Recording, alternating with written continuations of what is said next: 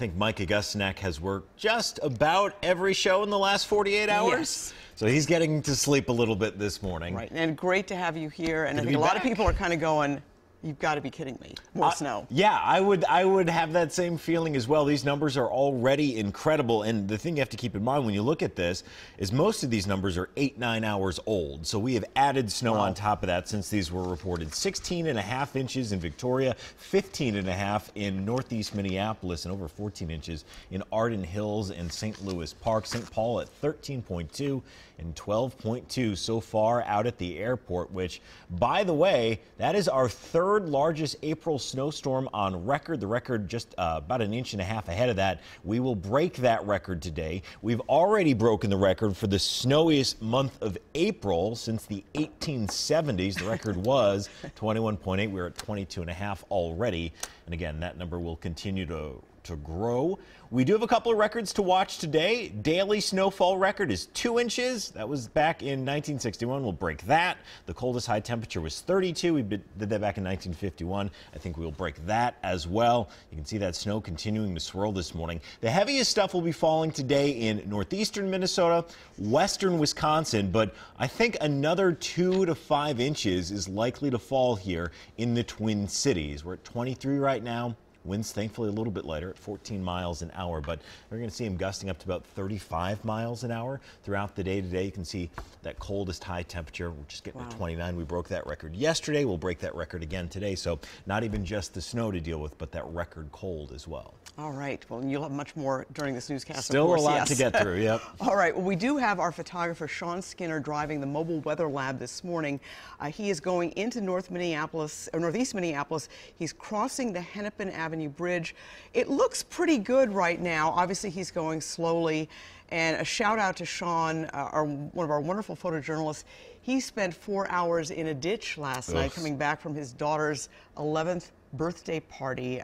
Everybody's fine, everybody's safe, but like a lot of people kind of dealing with the aftermath of that as well. Well, sure. Saw quite a few cars in the ditches this morning. You can see the roads have been plowed, but there's a lot of compacted snow down as well, so still likely to be very thick.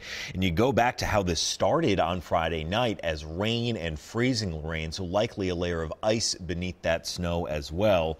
We're going to see blowing and drifting snow again today, especially as you get out into open and rural areas. So just another factor we're going to have to contend with. We're not done yet. All right, and we'll have more from Sean Skinner throughout this newscast. He's going to be driving all around the metro, still recovering from being in the ditch for 4 hours. Hopefully staying out of the ditch in the mobile weather lab. Okay. Well, the snow isn't only impacting drivers. MSP International shut down yesterday because of the storm. It closed for 8 hours because of visibility and de-icing concerns. They finally got one runway reopened around 10 o'clock last night. This is the first time an airport spokesperson tells us in his 18 years that the airport has been closed that long. Yikes. State Patrol says between midnight and 8:45 last night, there were more than 400 crashes. 47 had injuries. One was fatal. More than 700 vehicles spun off the road. John Lauritsen tells us more about what it was like on the roads yesterday. Just keeps coming, so we just got to keep moving the snow around. Even though he's making money plowing snow, Josh Dumoulin would feel much better if the calendar said February, not April. Yep, we got to come all the way up here to plow. It just keeps coming down middle of April, but at this rate, we'll be plowing in June, it looks like, out here. At least his odds of getting stuck are slim. On I-94, driver after driver after driver found themselves in the ditch or stranded on the side of the road. I saw one guy had turned around in the interstate and he was facing the state patrolman. I am so ready for the weather to change. I'm ready for the warm. I'm tired of seeing the snow. It's just horrible. Depeche Davis is a truck driver who started out in Kent, Washington and was hoping to get to Indianapolis, Indiana. But a record-setting blizzard had other plans. 50-mile-an-hour wind gusts and whiteout conditions forced her to call it an early night at a rest stop in Maple Grove. To slow down in bad weather and make sure that you watch your roads, watch everything, and get off the road as soon as possible if it's too bad for you. Good advice. If you're putting gas in anything tonight, it should probably be a snowblower. That's the reason my snowblower ran out of gas. I've snowblowed like 3 times already. So just trying to keep up with it. John Lauritsen, WCCO 4 News. And you can check which highways are closed by going to the MnDOT webpage. That's where you can see plow cameras all around the state.